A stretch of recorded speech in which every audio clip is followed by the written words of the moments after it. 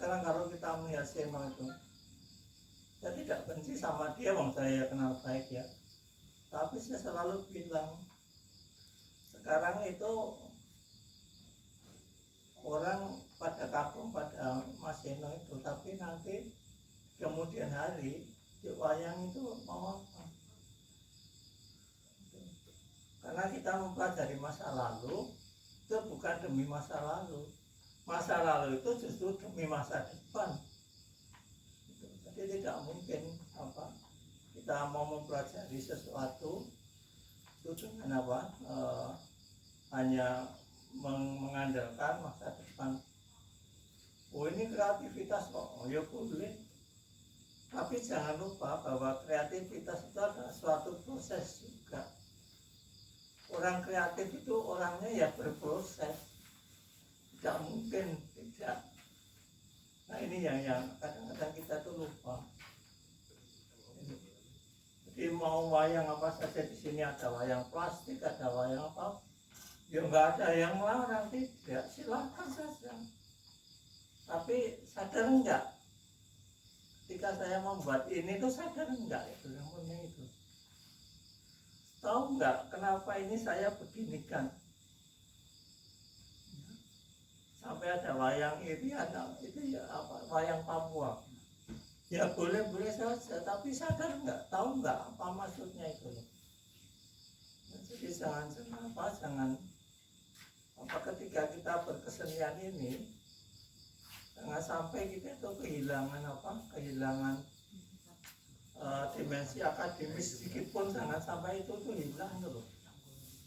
Karena begitu kita kehilangan dimensi itu akademis sedikit, kita tidak punya referensi lagi.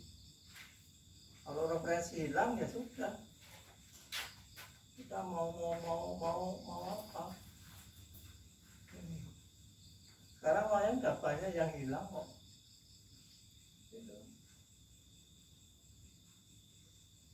Sekarang sebagai contoh tadi Mas Jadul juga bilang kok anak-anak muda sekarang apa sengkuni. Mengapa ada sengkuni? Kalau ditanya, Mas Metais itu ya. Nah itu kenapa? Kok sengkuni itu ada apa? Soalnya nanti ketika kita di Jogja itu beda ya. Sengkunine Yogyo sama Solo itu lain nih. Itu Pendito Durnani Yogyo sama Solo juga lain. Lu kadang-kadang orang mengatakan Pak Sigito itu ngawur. Ono Durno kok di Polo, Saki. Durno kok elek di sini kawinnya mateni. Kita nggak tahu kan bahwa di belakang ini itu tuh latar belakang religinya itu beda, latar belakang ekologinya itu beda. Jogja dengan Solo itu beda ya. Jogja itu adalah wilayahnya sejak dulu itu tertutup, sementara Solo itu terbuka. Di sana punya pengawan Solo, jadi relasi dengan dunia luar Solo itu lebih cepat gitu. Akibatnya apa? Liberalisasi lebih terjadi dulu di Solo. Di Jogja itu enggak. Di sini tuh kita tahu bahwa di Jogja itu sampai abad 17 tidak pernah ada kerajaan. Baru ada kerajaan abad 17. Jadi sebelumnya itu di Jogja itu asrama semua. Itu ya yang bekasnya itu Melangi, Ploso Kuning, lalu mana Mangir, Kota Gede. Ini dulu adalah asrama-asrama para brahmana semua. Jadi karakter Durnonya tuh lalu seperti ini. Karakter ekologinya Jogja itu begini. Solo seperti ini. Karena Solo itu memakai wilayahnya terbuka, lalu dia mengambil datanya itu dari Jawa kuno. Dari Jawa kuno lalu dijadikan wayang itu. Jogja kan enggak. Jogja itu tidak dikembalikan ke Jawa kuno, nggak pulang. Dikembalikan ke Sanskerta nggak kembali. Karena lain sumbernya. Gitu. Jogja itu lebih cenderung ke arah Tamil. Itu, ya. Itu maka mirip sekali itu Tamil dengan Jogja. Turnane Tamil itu sama dengan turnane Jogja itu. Ya karena apa? Karena ini adalah mereka ini mempunyai latar belakang tantrisme. Sementara di Solo itu mengikuti Mahabharata yang berlatar belakang Buddhisme. Itu. Nanti itu masih memang hanya dua wilayah yang terdekat itu saja, tak lain sama sekali. Karena apa? Karena ekologinya yang menyebabkan itu. Sekarang saya ambilkan contoh. Coba kalau di Solo, kalau menunjukkan Abioso, itu mesti meskipun dia itu satrio masih enom, itu udah jenggoten gitu. Lalu dikatakan itu rupanya kalah banget ngilani, makanya lalu putri-putri tiga itu takut waktu mau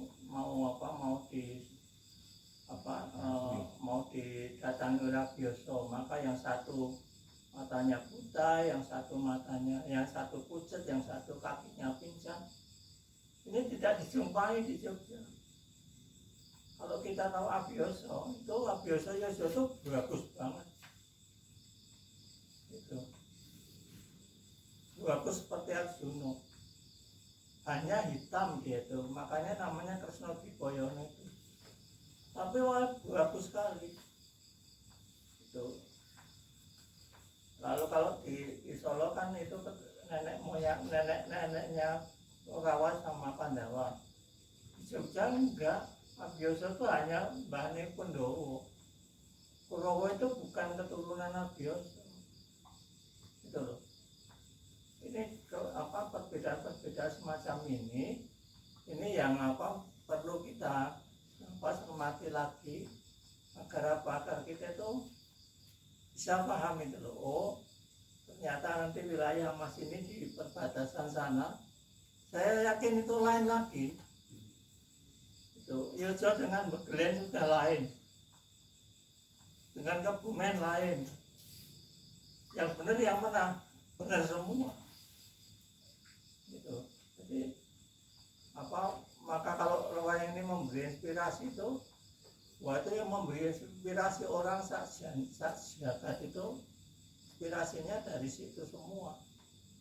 Kehidupan wayang itu tidak bisa lepas dari itu. Baru kita ke Madura sana melakukan wayang Bolodewa kalah remuk kita.